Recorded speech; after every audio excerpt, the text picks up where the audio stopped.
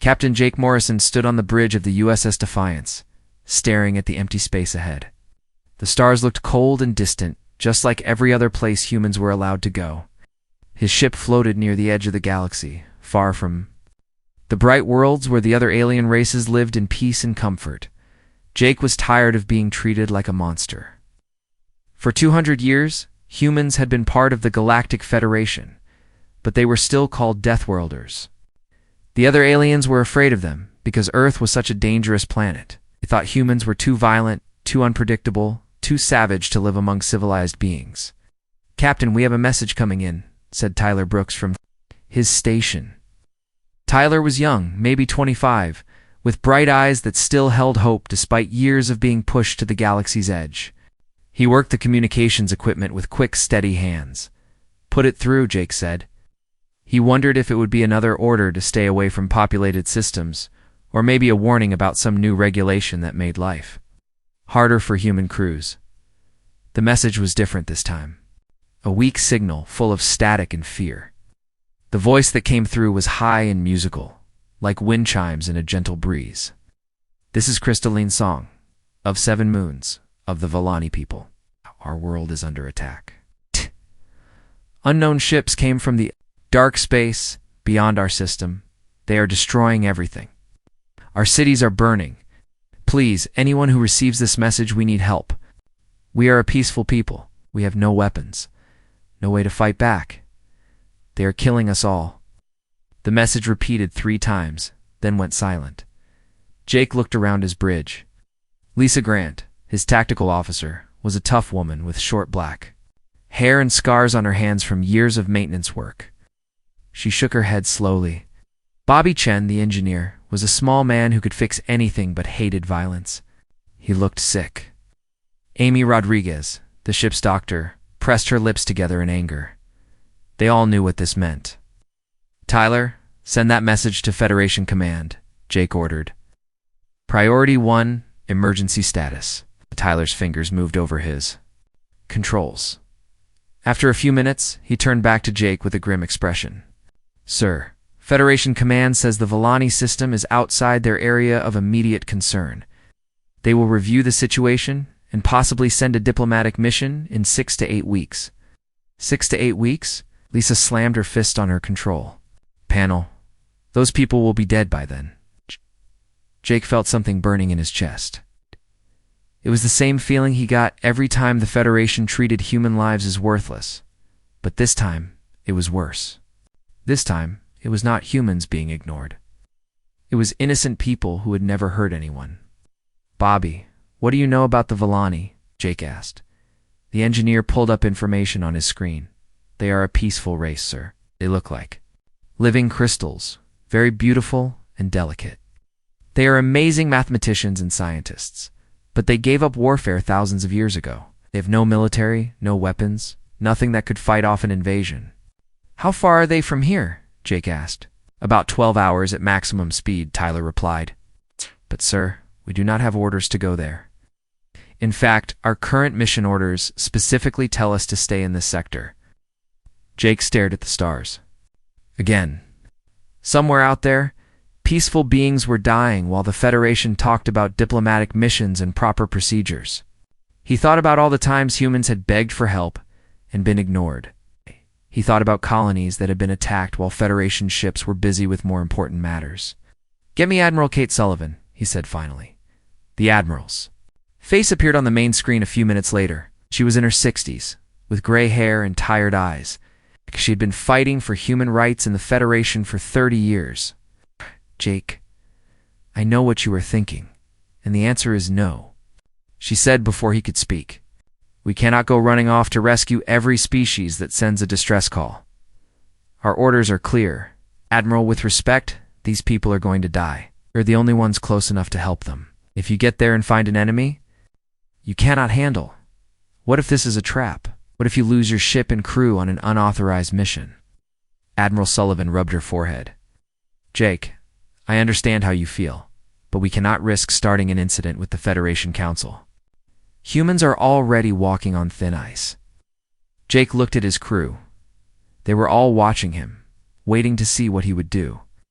These were good people, people who had joined the space service to help others and explore the galaxy. Instead, they spent their time patrolling empty systems because the other races were afraid of them.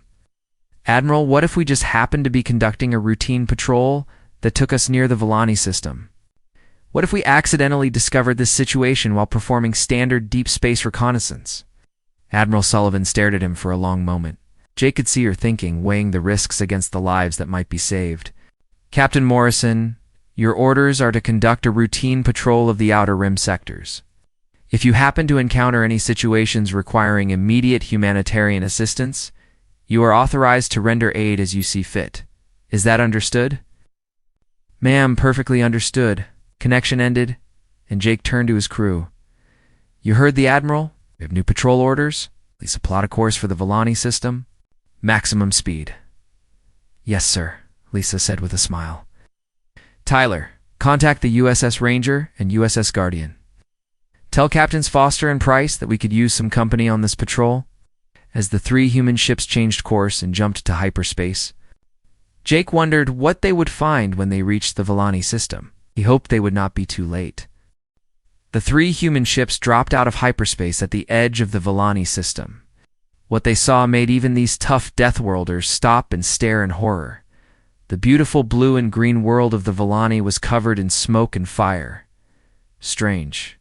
Black ships swarmed around the planet like angry insects. These ships were unlike anything the humans had ever seen. They looked alive, with surfaces that moved and twisted like they were made of metal and flesh combined.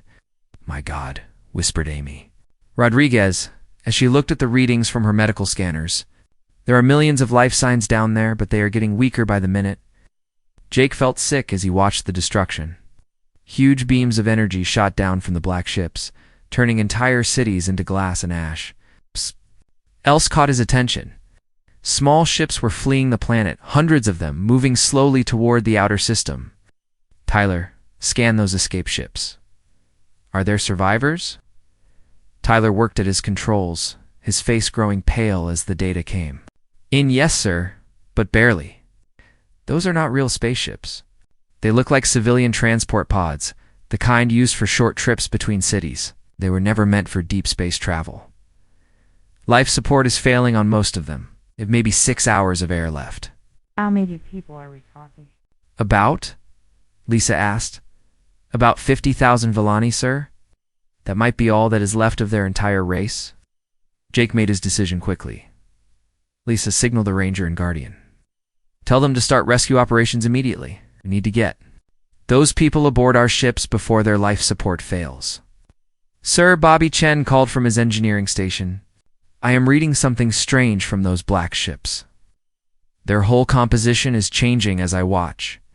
It is like they are adapting to our sensor scans in real time.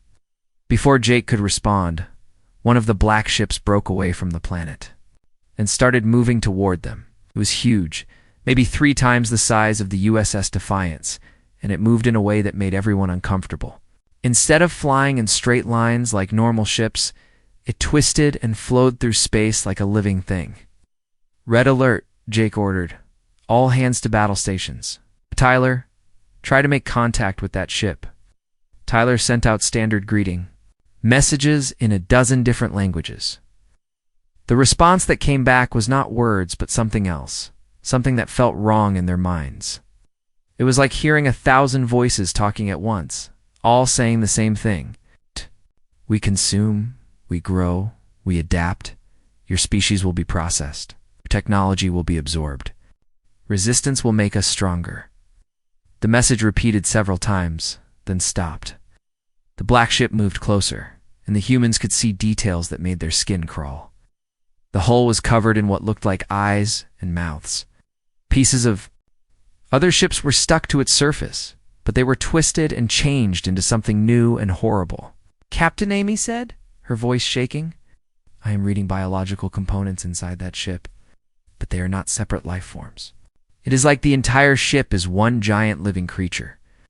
The Carthax ship suddenly fired a weapon that none of the human sensors had detected. A beam of purple energy hit the USS Guardian, and Captain Megan Price's voice came over the radio. Take it. Heavy damage. Hull breach on decks 5 and 6. That weapon went right through our shields like they were not there. Lisa fired back with the Defiance's main guns. The energy beams hit the alien ship and seemed to hurt it, but then something amazing and terrifying happened. The damage began to heal itself. Worse than that, the ship's hull started to change, developing new armor that looked exactly like human shield technology. "It is learning from our attacks," Bobby said in amazement and fear. "Every time we hit it, it adapts to our weapons." Realized they were facing something far worse than just another hostile alien race. This was an enemy that became stronger every time you fought it. Every ship they destroyed would teach the others how to be better killers. "All ships, fall back to the refugee pods," Jake ordered. "We cannot fight this thing conventionally."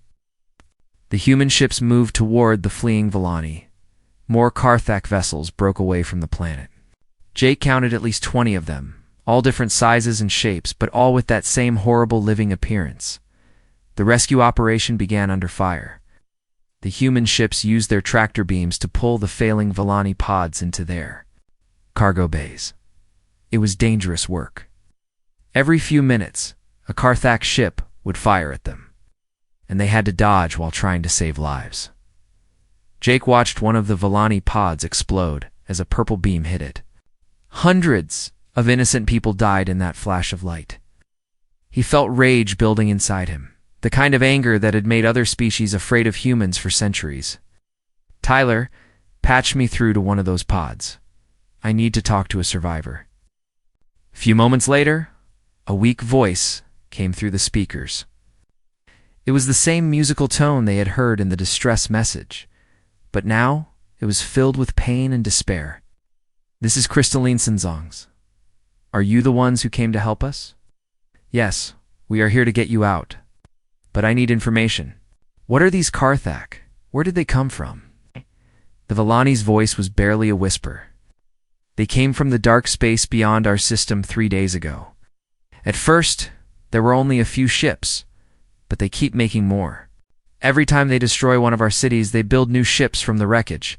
They are not just killing us. They are eating our entire civilization." Jake felt cold fear run down his spine.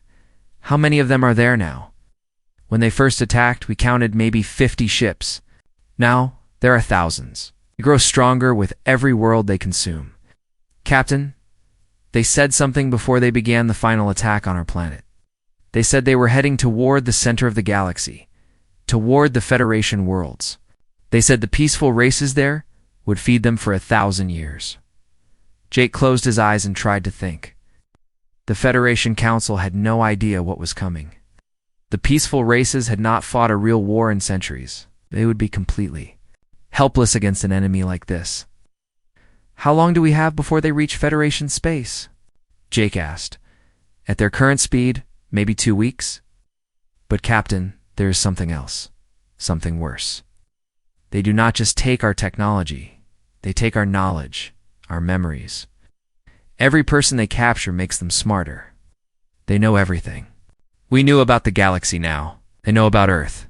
They know about the Federation. They know about all the peaceful worlds that have no defenses." The communication ended as another Karthak beam destroyed the pod they had been talking to. The 3 human ships fled toward the edge of the Volani system with their precious cargo of refugees. The Karthak ships followed for a while, but then turned back to finish consuming what was left of the planet. No. Jake knew they had maybe a day before the swarm would be ready to move toward Federation space, in the cargo bay of the USS Defiance. Amy Rodriguez worked desperately to keep the Volani survivors alive. Their crystalline bodies were beautiful but fragile, like living diamonds that could shatter if handled roughly. Many were badly injured from the attack on their world. "Captain, you need to see this," Amy called over the radio. "I found something important." Jake hurried down to the medical bay where Amy had set up a makeshift hospital. Crystalline Song of 7 Moons lay on a medical bed, her crystal body flickering with weak light. Despite her injuries, she was working with Bobby Chin on some kind of technical display. "What did you find?" Jake asked. Amy pointed to a holographic image floating above them. It showed the internal structure of a Karthak ship. The Volani were studying the enemy ships during the attack. They managed to scan several of them before their cities were destroyed. Crystalline Song of Seven Moons spoke in her musical voice. Though it was much weaker now, Captain Morrison, we discovered something about the Karthak that might help you. They are not just one species. They are many species, all connected by some kind of biological computer system. Bobby Chen pointed.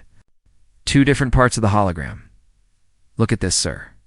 Parts of their ships are made from technology that belongs to other races.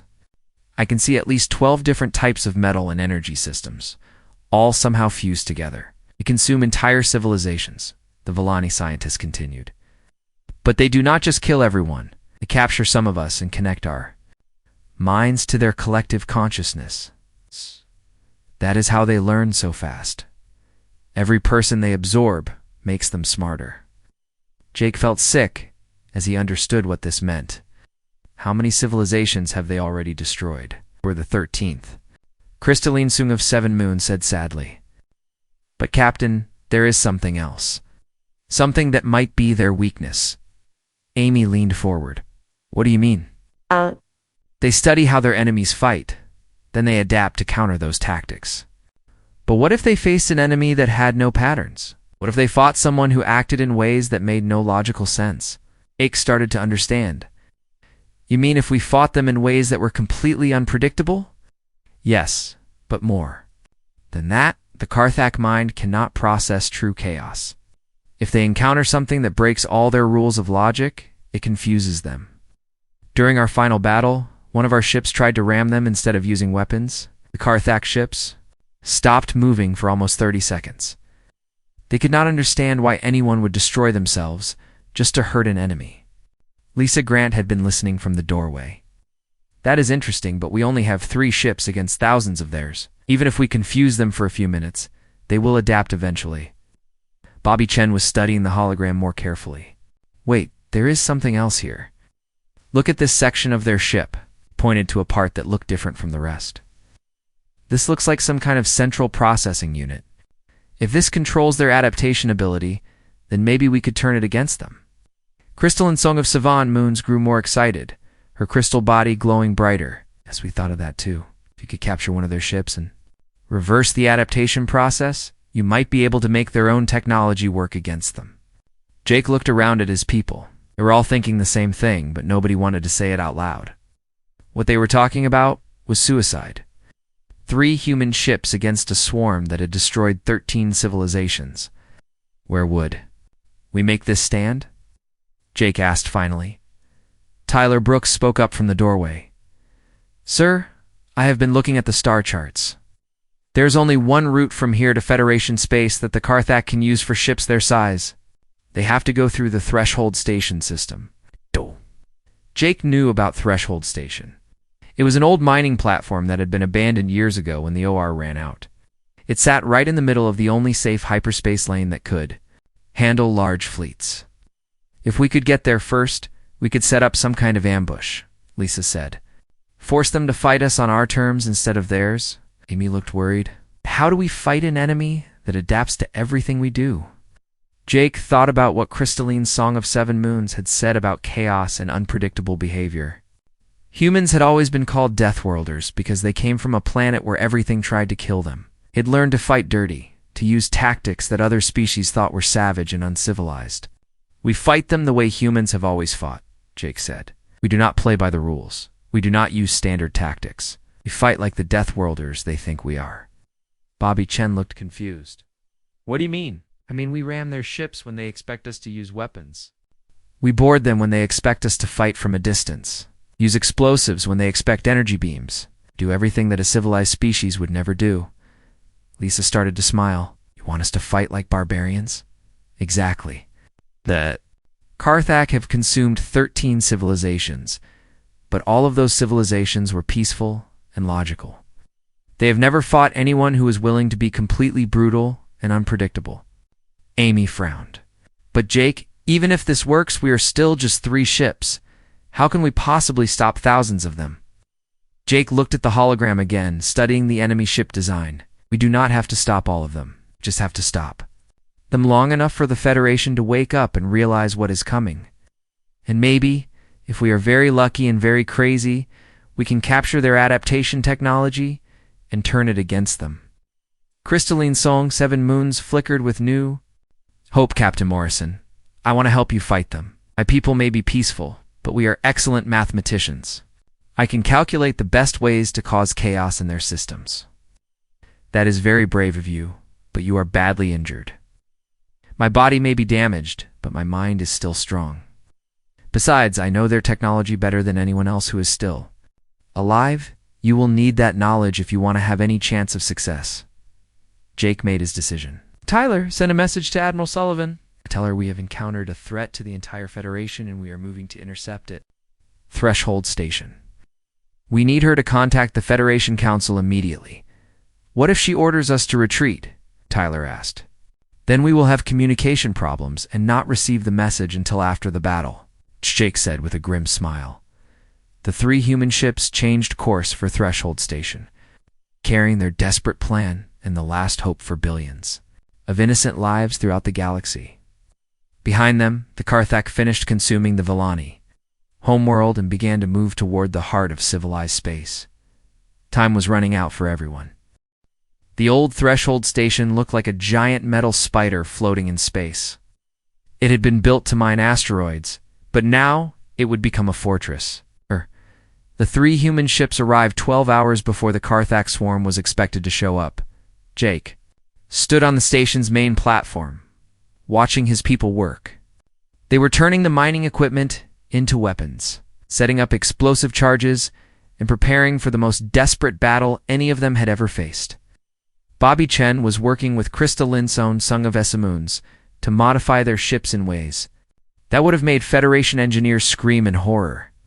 Captain, we have finished installing the ramming equipment on all 3 ships, Lisa reported.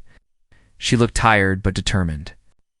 The USS Defiance now has a reinforced front section with explosive charges built into the hull.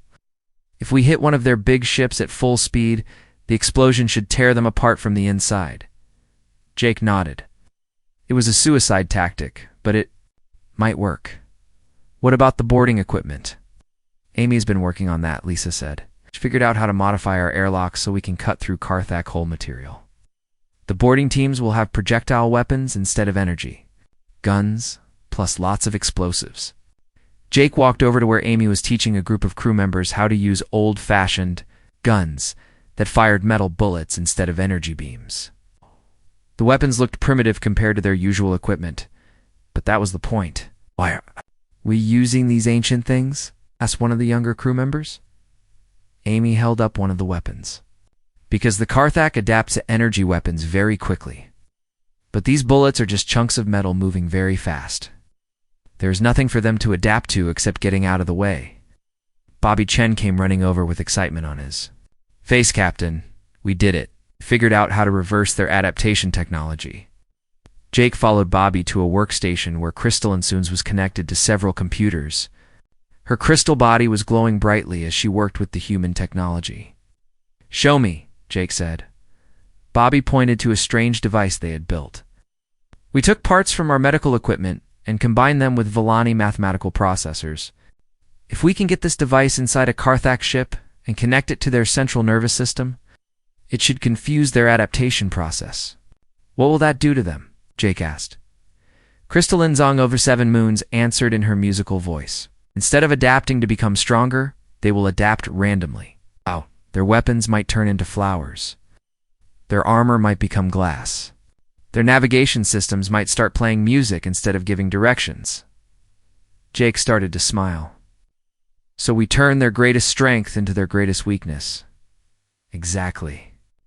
But Captain, someone has to get this device inside one of their command ships and connect it manually. It is a one-way mission. Jake looked at the device. It was about the size of a backpack and covered in blinking lights. How long does it take to work? Once connected, about 30 seconds. But the person who installs it will not be able to get back to their ship in time. Before Jake could respond, alarms started ringing throughout the station. Tyler's voice came over the speakers. Captain, long-range sensors are picking up the Karthak fleet. They will be here in 2 hours, and sir, there are a lot more of them than we expected. Jake hurried back to the command center where Tyler was staring at his screens with a pale face. How many? Jake asked. Over 3,000 ships, sir? They have been growing while they traveled. I think they have been consuming everything in their path, including space debris and abandoned satellites. Jake felt his stomach drop. 3 ships against 3,000 was not just impossible, it was insane. But then he remembered all the peaceful worlds that would die if they did nothing. All right, people, this is it. Everyone knows the plan. We're going to hit them with everything we have, using every dirty trick we can think of. Lisa, take that. USS Guardian and prepare for ramming speed. Dan, you take the USS Ranger and focus on boarding actions. I will take the Defiance and try to get this device to their command ship. The next 2 hours passed quickly as the humans made their final preparations. They moved all the Villani refugees to the safest part of the station and gave them emergency life support equipment. Crystalline Song of 7 Moons insisted on staying in the command center to help coordinate their chaotic battle plan. When the Karthak fleet arrived, it was even more terrifying than expected. The space around Threshold Station turned black as thousands of living ships moved into attack formation. The largest ships were the size of small moons, covered in eyes and teeth and weapons that had been stolen from a dozen different civilizations. They are trying to communicate with us, Tyler reported. Put it through, Jake said. The horrible collective voice of the Karthak filled the command center. Deathworlders of Earth, you cannot stop us. We have consumed 13 species. We will consume you. We will consume your Federation. Your resistance will make us stronger. Jake picked up the radio and smiled grimly. This is Captain Jake Morrison of the Human Fleet. We have a message for you too. Come and get us. The battle began immediately. Karthak ships charged forward in perfect formation, but Jake had expected this. Now, he shouted. The old mining station exploded outward in a carefully planned chain reaction. Huge chunks of metal and rock flew in every direction, not to damage the enemy ships, but to create chaos and confusion. The Karthak formation broke apart as they tried to dodge the debris. Lisa, now, Jake called. The USS Guardian came screaming out of the debris field at maximum speed, aimed directly at the largest Karthak command ship. Lisa's voice came over the radio, calm and determined. It has been an honor serving with you all. Guardian hit the alien ship at full speed and exploded. The blast tore a huge hole in the enemy vessel, and for a moment all the other Karthak ships stopped moving. They could not understand why someone would destroy themselves just to hurt an enemy. But Jake knew they would adapt quickly. Dan, Bobby, now? The USS Ranger launched dozens of small boarding pods toward the confused enemy ships. Each pod was filled with humans carrying primitive weapons and explosives. As the pods smashed through enemy hulls, the sounds of close combat, fighting echoed through space. The boarding teams were doing exactly what Jake had hoped. They were fighting in ways that made no sense to the logical Karthak mind. Instead of trying to capture strategic positions, they just ran through the ships setting off explosives randomly. Instead of fighting to win, they fought to cause as much chaos as possible. Captain, the confusion effect is working, Crystalline Song of 7 Moons reported. The Karthak are having trouble coordinating their response. They are starting to adapt. You need to get that device installed soon. Jake strapped the adaptation reversal device to his back and headed for the USS Defiance's shuttle bay. Tyler, you have command of the station. If I do not make it back, make sure the Federation knows what happened here.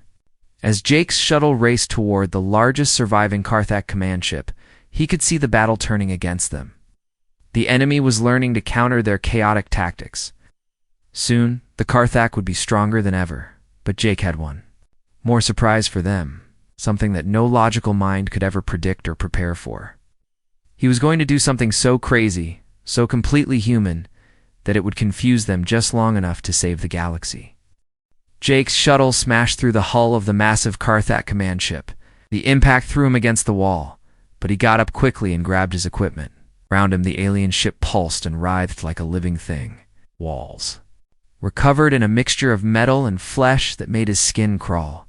He could hear the collective voice of the Karthak in his mind, thousands of voices speaking as one. Human Deathworlder, you have come to die. We will add your knowledge too. Our own. We will learn your chaotic ways and become stronger.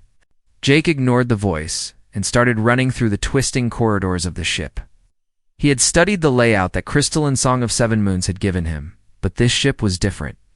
It was bigger and more complex than the ones the Villani had scanned. Behind him, he could hear strange sounds as the ship tried to seal the hole he had made.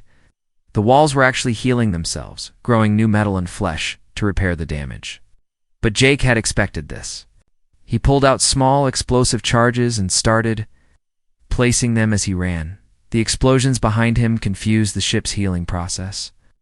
Instead of fixing the hole properly, it started growing random pieces of metal and biological matter. Some parts turned into what looked like flowers. Their parts became glass or crystal. The ship's own adaptation system was starting to work against it. Captain Morrison, this is Tyler. The Karthak fleet is adapting to our boarding tactics. We need you to hurry. Jake could hear the sounds of battle over his radio. The USS Ranger was still fighting, but it was badly damaged. Many of the boarding teams had been killed or captured. Enemy was learning how to counter their chaotic tactics. Jake reached a large chamber at the center of the ship. It was filled with a strange purple light, and in the middle was something that looked like a giant brain made of metal and crystal. Thousands of cables connected it to every part of the ship. This was the central processing unit that controlled the Karthak adaptation abilities. As Jake approached the brain, the chamber filled with enemy soldiers. Now they looked like a mixture of different alien species, all connected by the same biological technology. Some had the crystal features of Villani. Others had the scales of species Jake did not recognize. All of them had been changed by the Karthak collective mind. You cannot stop us, human, they said in unison. We have the knowledge of 13 civilizations. We know every battle tactic, every weapon, every strategy. What can one Deathworlder do against our collective wisdom? Jake smiled and pulled out his primitive projectile weapon. You want to know what makes humans different? We do not just fight to win. Sometimes we fight just to prove a point. The Karthak soldiers raised their advanced energy weapons, but Jake had already started moving. He did not try to take cover or use clever tactics. Instead, he ran straight at them, firing his simple metal bullets and screaming at the top of his lungs. The enemy soldiers hesitated for just a moment. Their collective mind could not understand why anyone would attack when they were obviously going to lose. That moment of confusion was all Jake needed. He dove past the soldiers and slammed the adaptation device against the central brain. The device automatically connected itself with dozens of small cables, and immediately the purple light in the chamber started to flicker. What have you done? The collective voice screamed in his mind. Jake laughed as energy beams hit him. Something no logical mind would ever think of. I just gave your adaptation system a virus. A chaos virus. The effect was immediate and spectacular. Throughout the command ship, the adaptation system started going crazy. Weapons turned into musical instruments. Armor became food. Navigation. Systems began growing flowers. The ship's own healing process started changing random. Parts of the hull into completely useless materials, but the effect did not stop with one ship. The Karthak collective mind connected all their vessels, and the chaos virus spread through the entire fleet like wildfire. 3,000 ships suddenly found their most advanced systems turning against them. Tyler, can you see what is happening?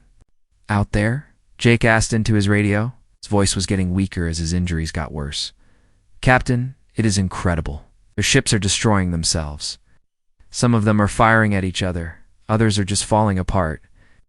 The adaptation system is making them adapt into things that cannot survive in space. Jake smiled as he watched the central brain of the command ship spark and smoke. Good, Tyler. Make sure you record everything.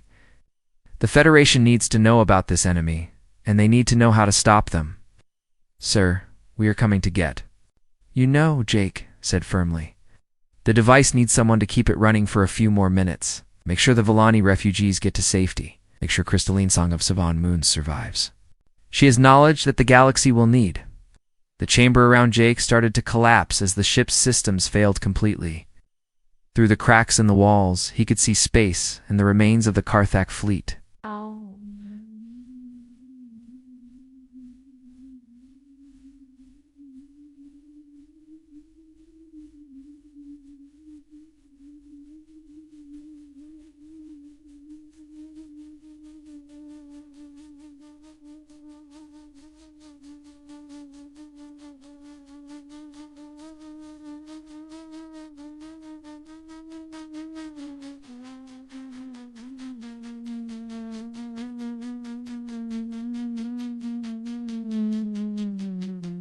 Walk.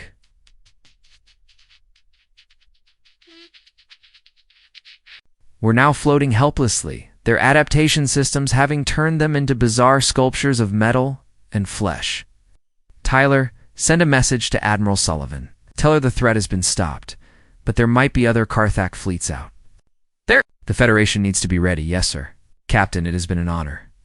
Jake closed his eyes as the ship finally tore itself apart. He thought about all the peaceful worlds that would continue to exist, because 3 human ships had been willing to fight an impossible battle.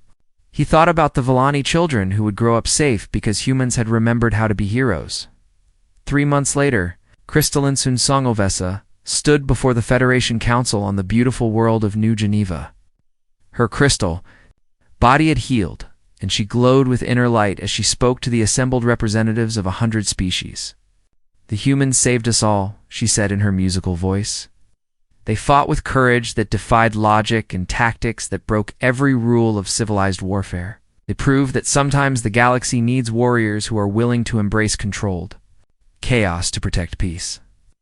The Federation Council voted unanimously to establish the Human Defense Corps. With integrated fleets that combined alien technology with human tactical thinking, the humans were no longer outcasts on the galaxy's edge. They were protectors, guardians, and most importantly, heroes. Admiral Bobby Chen, now in command of the new defense forces, stood at the memorial they had built at Threshold Station. The names of Captain Jake Morrison, Captain Lisa Grant, Captain Don Foster, and all the others who had died were carved into a wall of crystal provided by the grateful Villani people. "They called us Deathworlders," Bobby said to the crowd of humans and aliens who had come to honor the fallen. "They thought we were too violent, too chaotic, too dangerous to live among civilized beings. But when civilization needed saving, they called us, and we answered." In the years that followed, the story of the Battle of Threshold Station became legend throughout the galaxy. Parents of every species told their children about the day the Deathworlder fleet became alien heroes. And somewhere in the dark space beyond the galaxy's edge, other threats learned to fear the sound of human ships. It's coming to answer a call for help. The humans had found their place in the galaxy at last, not as outcasts, but as the ones who remembered. That sometimes, to protect what you love, you have to be willing to fight like there is no tomorrow.